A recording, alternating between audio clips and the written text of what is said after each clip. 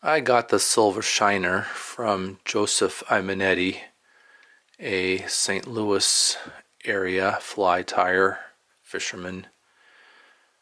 I am tying it on a number 14 3x long curved shank hook. Tie it bigger, tie it smaller. Red thread.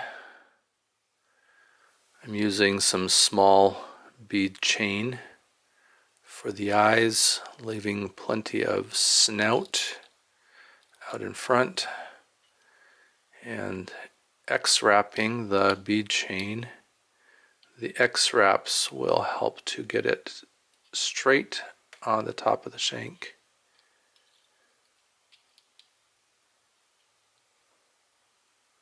The base underneath of it helps it not to move around too much.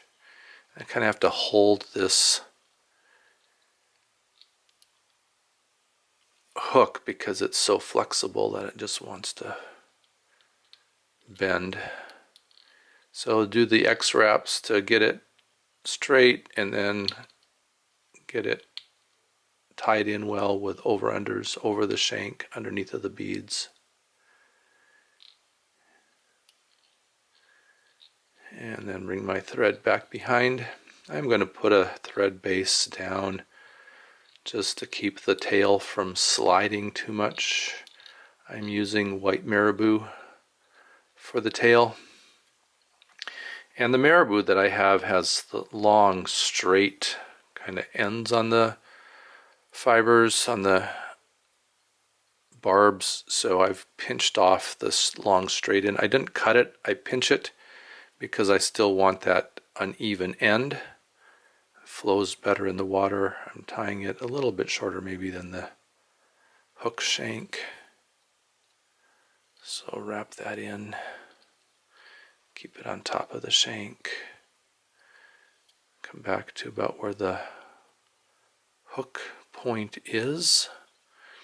Then if I take the butt end of my marabou and twist it, I get a tight twist right there by the shank, and then I can come in and clip that off a little bit cleaner. I am putting a body on it, so it really doesn't matter if that marabou is laying down flat or not. I'm going to put a little bit of red flash. So I've got some red flash strands. I'll just put those underneath of my hook, or underneath of my thread on my shank, and then wrap that in over that bend. I don't want those longer than my tail though, so I'll just come in here and clip them off, and then I can grab those and pull them down along the sides of the tail. The body is pearl chenille. I'm using some small chenille on this number 14 hook. Pull the chenille fibers off the end of that thread so I can just tie it in with the thread. Bring my thread back up behind the bead chain, and this chenille does seem to be kind of flat, so I'm going to pull back on the fibers as I wrap it. I think it makes a little bit of difference so it doesn't wrap down flat, and it puffs out a little bit better if I just kind of preen back on it as I wrap it. And just touching wraps up over the body. Try to keep that chenille standing up. If it lays down, it can also be picked out or teased out with a brush or Velcro.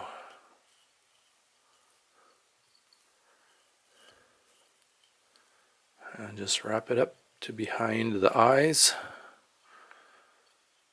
and then I'll catch it in. I've just kind of standardized with 3 overwraps and 3 underwraps. And then I can cut that chenille out. And then the rest is just wrapping the head, which is red, so I'll get a good base behind the bead chain eyes, and then I'm going to wrap X-wrap over the top of them some more, just to build up a thread body or thread head. And then wrap out on the snout and wrap back and try to build a taper so that I got behind them, that's fine. Build a taper. I am using a fairly thin thread. I don't know exactly what it is. I use my own wooden fly tying bobbins, and they use a sewing machine bobbin to hold the thread. So I've pulled thread off of a regular bobbin, and I don't even remember what bobbin I used or what the size of the thread was.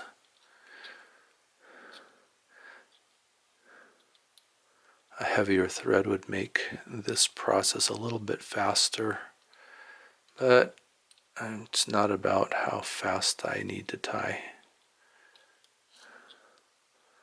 And I'm fine with just wrapping and winding and getting a taper on that snout. I'll bring it back out to the hook eye, and then when I whip finish, I'll whip finish it back towards the bead chain.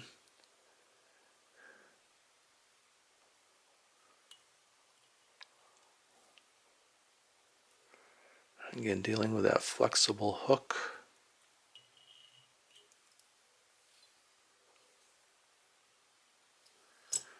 And I can cut out my thread and just set my scissors against the thread and push. And then I am going to put some head cement on that snout. I do use a diluted goop. I'll put a recipe for that in the description. Just stick a needle in my jar and grab a drop it onto the head, and that'll cement in and dry clear.